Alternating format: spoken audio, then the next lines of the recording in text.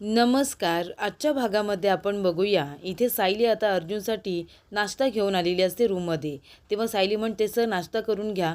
अर्जुन म्हणतो, नाही नको, मला ऑफिसला जायला उशीर होतोय. आधीच पूर्णाजी जायला निघाली होती म्हणून तिला बाय करण्यासाठी थांबलो होतो, तर मला खूप उशीर झालाय. तेव्हा सायली म्हणते, तसंही तुम्हाला ऑफिसला जाण्यासाठी रोजच उशीर होत असतो, त्यामुळे तुम्ही नाश्ताच करत नाही. तेव्हा इथे सायली म्हणत असते, पण बरं झालं ना सर, बाबांनी पूर्णाजीला गणपतीपुळ्याला नेण्याचा निर्णय केला, कारण प्रियाच्या वागण्यामुळे त्या खूपच जास्त अस्वस्थ झाल्या होत्या. आता 2 दिवस दर्शन घेतील, छान तिथे आनंदाने राहतील, त्यांनासुद्धा बरं वाटेल. तेव्हा अर्जुन म्हणतो, मलासुद्धा तन्वीबद्दल पूर्णाजीबरोबर थोडं बोलायचंच होतं, पण आता नको, ते आल्यानंतर बोले निवांत. तेव्हा इथे आता सायलीचं लक्ष जातं. अर्जुन 3-4 मग कॉफी प्यायलेला असतो. तेव्हा इथे सायली आता ते मग बघते आणि म्हणते, बरोबर एवढी मग कॉफी जर तुम्ही प्यायला तर तुम्ही नाश्ता कसा कराल सर? एवढी मग कॉफी तुम्हाला कुणी दिली? विमलताईंनी दिली ना? हे बघा सर, मी आता तुम्हाला सांगते, तुम्ही एवढी मग कॉफी प्यायची नाही, त्यामुळे तुम्ही नाश्ता करत नाही, भूक तुमची निघून जाते. हे बघा, आजपासून तुम्ही सकाळी आणि संध्याकाळी फक्त 2 वेळ कॉफी प्यायची, कळते तुम्हाला? तेव्हा अर्जुन म्हणत असतो, मिसेस सायली, जर मी कॉफी नाही घेतली तर मी काम कसं काय करणार? तेव्हा सायली म्हणते, कामाचा आणि कॉफीचा काही संबंध तरी आहे का सर? म्हणजे तुम्ही काम जे करता ना, ते तुमच्या बुद्धीच्या बळावरती करता, कॉफीचा आणि त्याचा काही संबंध नाही आहे. असं आहे का, कॉफीमुळे बुद्धी तल्लख होते? मग आता तुम्ही ही सवय सोडायची, सारखी सारखी कॉफी प्यायची, कळतंय सर तुम्हाला? तेव्हा इथे अर्जुन म्हणत असतो की एवढी दादागिरी पण करा मिसेस सायली, तुम्ही माझ्यावरती दादागिरी करा, मला खूपच जास्त आवडते. तर इकडे सायली आता रागावूनच खाली येते. कल्पना म्हणत असते, काय गं सायली, काय झालं? तुझ्या कपाळाला एवढ्या आठ्या काय आहेत? तेव्हा सायली म्हणते, नाहीतर काय आई, बघा ना, यांनी नाश्ता नाही केला, 5-6 मग जर कॉफी प्यायली तर यांना भूक कशी लागणार आहे? कसं काय नाश्ता करणार आहे ते? याला बेशिस्तचं वागणं म्हणतात ना आई. आता नाही, मी त्यांना सांगितलंय फक्त 2 वेळच कॉफी प्यायची. तेव्हा कल्पना म्हणत असते की बाप रे, तापमान खूपच जास्त वाढलेलं दिसतंय, पण असू दे, अर्जुनला यामुळे चांगली सवय तरी लागेल, सायलीला सपोर्टच करायला हवा, असं मनामध्येच म्हणत असते.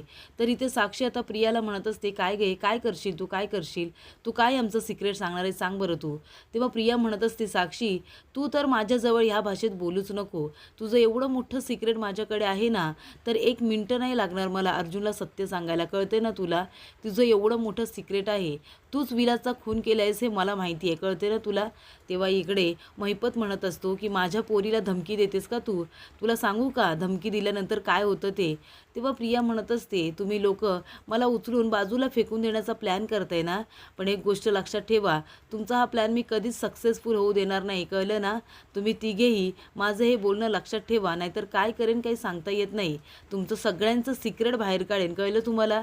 तेव्हा महिपत म्हणत असतो की नागराज शेठ थांबा, पोरगी लहान आहे, तिला कळत नाही, समजूतदारपणा यायला अजून वेळ लागणार आहे, पण काही जणांना समजूतदारपणा येतच नाही, तेव्हाच त्यांना इथून पाठवायचं असतं. तेव्हा इथे आता महिपत साक्षीला त्यांच्या माणसांना फोन लावायला सांगतो. तेवढ्यातच इथे चैतन्य आल्यानंतर सायली चैतन्याचा डबा हातामध्ये देते आणि अर्जुन आल्यानंतर लगेचच डबा त्याच्या पुढ्यात ठेवते आणि म्हणते की हा तुमचा डबा आहे, याच्यामध्ये मी नाश्ता आणि जेवण दोन्हीसुद्धा दिलेलं आहे. आता ऑफिसला गेल्यानंतर लगेच तुम्ही कॉफी प्यायची नाही आहे, पहिला तुम्ही यातला नाश्ता करायचा, कळतंय तुम्हाला? आणि डबासुद्धा सगळा संपूनच घरी यायचा आहे. जर त्यातला एक कण जरी मला डब्यात दिसला ना, तर तुम्हाला घरातच घेणार नाही मी, कळते का तुम्हाला? तेव्हा इथे चैतन्य म्हणत असतो, काय गं मावशी, काय हे तुझ्या बाळाचे हाल चाललेत गं? तेव्हा कल्पना म्हणते, मग काय करू आता बाबा, हे घर माझ्या सुनेचं आहे ना, मग मी तिला काहीच बोलू शकत नाही आहे. आता तीच ठरवणार घरात कुणी यायचं आणि कुणी नाही यायचं ते. मी तर बाबा कुणाला काहीच बोलणार नाही आहे, आणि तसंही यामुळे अर्जुनला चांगली सवय लागणार आहे ना. तेव्हा इथे चैतन्य म्हणतो, अर्जुन निघूया का आपण? तेव्हा अर्जुन म्हणतो, हो निघूया, आणि तो आता शांतपणे तिथून लगेचच निघून जातो, कारण सायलीला काही बोलायची त्याची हिंमतसुद्धा होत नाही. तेव्हा इथे कल्पना म्हणते, काय गं सायली, कसं ठणकावून बोललीस गं तू अर्जुनला, एरवी तर तू अर्जुनला काहीसुद्धा बोलत नाही. तेव्हा इथे सायली म्हणत असते, आई तुम्हाला माहिती आहे ना, तेव्हाच हे माझा गैरफायदा घेतात, मी काहीच बोलत नाही म्हणून. तेव्हा इथे कल्पना म्हणते, अगदी बरोबर, तेव्हा तू आता जे काही करतेस ना, माझा फुल सपोर्ट आहे तुला. तुझ्या अशा वागण्यामुळेच अर्जुनला आता छान अशी सवयसुद्धा लागेल आणि त्याचं हे वागणंसुद्धा तो बदलेल. तेव्हा इथे सायली म्हणते, आई तुम्ही अजिबात काळजी करू नका, यांच्या या वाईट सवयी मी सोडल्याशिवाय आता काही शांतच बसणार नाही आहे, त्यांना आता सगळ्या चांगल्या सवयी मी लावणार आहे. कॉफी वगैरे सारखी सारखी पिणं ही काही चांगली गोष्ट नाही आहे, त्यामुळे त्यांनाच त्रास होतो. त्यानंतर इथे ऑफिसमध्ये आल्यानंतर आता सुरेश अर्जुनसाठी कॉफीचा मग घेऊन येतो. तेव्हा इथे अर्जुनला खूपच जास्त आनंद होतो. तेवढ्यातच आता कॉफी पीत असताना सायलीचा लगेचच अर्जुनला फोन येतो. तेव्हा ती म्हणत असते, काय मग काय करताय? कॉफी पिताय ना तुम्ही? तेव्हा अर्जुन म्हणतो, तुम्हाला कसं काय माहिती? तुम्ही काय इथे मला चोरून बघताय की काय?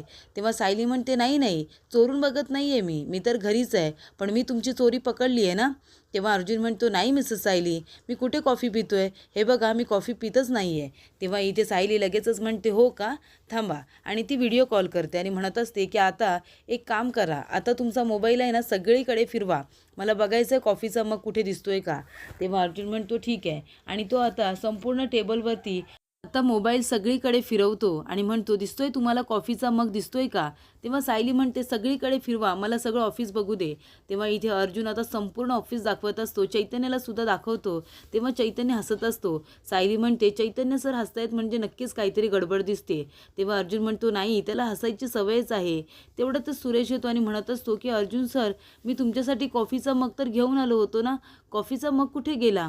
तेव्हा इथे सायली म्हणते, अच्छा म्हणजे कॉफीचा मग तुम्ही लपून ठेवला आहे, तर बरं ठीक आहे, तुम्हाला माझं ऐकायचं नाही आहे ना, मग आता तुम्ही घरी या, तुम्हाला बघतेच. तेव्हा ती फोन ठेवून देते. तेव्हा चैतन्य म्हणत असतो की अर्जुन, अरे मी बॉम्ब टाकेन, मी भांडेन, यापेक्षा मी तुम्हाला बघतेच, ही धमकी खूपच जास्त मोठी असते. तेव्हा अर्जुन म्हणतो, सुरेश तुला सुद्धा आत्ताच बोलायचं होतं का? तेव्हा सुरेश म्हणतो, सर मी तर नेहमी 10 मिनिटांनी कॉफीचा मग घ्यायला येतोच ना, मी तसंच आलो होतो. तेव्हा चैतन्य म्हणतोय, पण सुरेश या वेळेला तुझा मुहूर्त जरा चुकला आहे, पण काही हरकत नाही, तू जा आता, जा तुझी कामं कर. तर इकडे अर्जुनला आता सायलीने पकडलेलं असतं कॉफी पित असताना. तेव्हा इथे सायली आता अर्जुनची वाटच बघत असते. तेवढ्यातच तिथे आता अर्जुन आणि चैतन्य दोघंजण आलेले असतात. पण अर्जुन आता सायलीला बघून घाबरत असतो. तो म्हणत असतो की आत्ता बाहेर जाऊया, यांना आधी आतमध्ये जाऊ दे. तेव्हा इथे चैतन्याचा आवाज आता सायलीला जातो. तेव्हा ती मागे वळून बघते. तेव्हा अर्जुन म्हणतो, हाय मिसेस सायली. तेव्हा सायली त्याच्याकडे रागानेच बघत असते. तेव्हा अर्जुन म्हणतो, काय झालं मिसेस सायली, मी आता वेळेत घरी आलो आहे ना एकदम, तुम्ही माझ्यासाठी गरमागरम ब्लॅक कॉफी करून आणणार आहात का? तेव्हा इथे चैतन्य आपल्या मनामध्ये म्हणतो, काय हा अर्जुन पण, अरे विषय काढून काढून कुठला काढलास कॉफीचा, दुसरं तरी काहीतरी बोलायचं. तेव्हा इथे अर्जुन म्हणतो, मिसेस सायली काय झालं आहे, तुम्ही असं का बघताय माझ्याकडे, मी तर अगदी वेळेत आलो आहे, मी तर गुड बॉयसारखं अगदी वेळेत आलो आहे ना.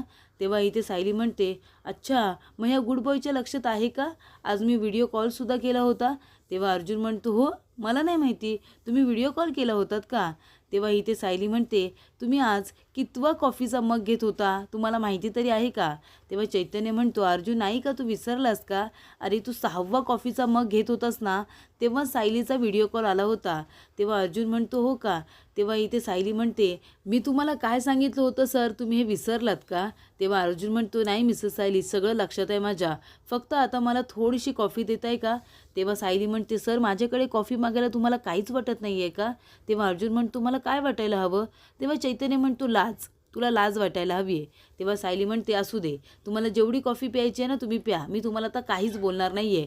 तेवढ्यातच इथे सायली जात असताना अर्जुन तिचा पदर पकडतो आणि म्हणतो, सॉरी ना मिसेस सायली, खरंच सॉरी. हे बघा मी तुम्हाला सॉरी म्हणतोय, उद्यापासून मी फक्त 2 कप कॉफी पिणार सकाळ संध्याकाळ, आणि वेळेत झोपणार, वेळेत खाणार आणि वेळेत घरीसुद्धा येणार, आणि मी जास्त जागरणसुद्धा करणार नाही आहे.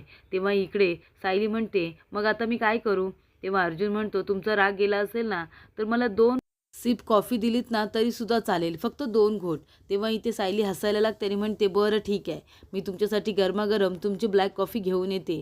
तेव्हा आता सायली गेल्यानंतर चैतन्य म्हणत असतो की अर्जुन, खरंच तू ह्या बायकोसाठी तू वडाची पूजा केली होतीस, वट पौर्णिमेचा उपवाससुद्धा केला होतास. बघा, जर 7 जन्म तुला हीच बायको मिळाली ना तर मग तुला फक्त 2 वेळच कॉफी मिळेल, चालेल का तुला?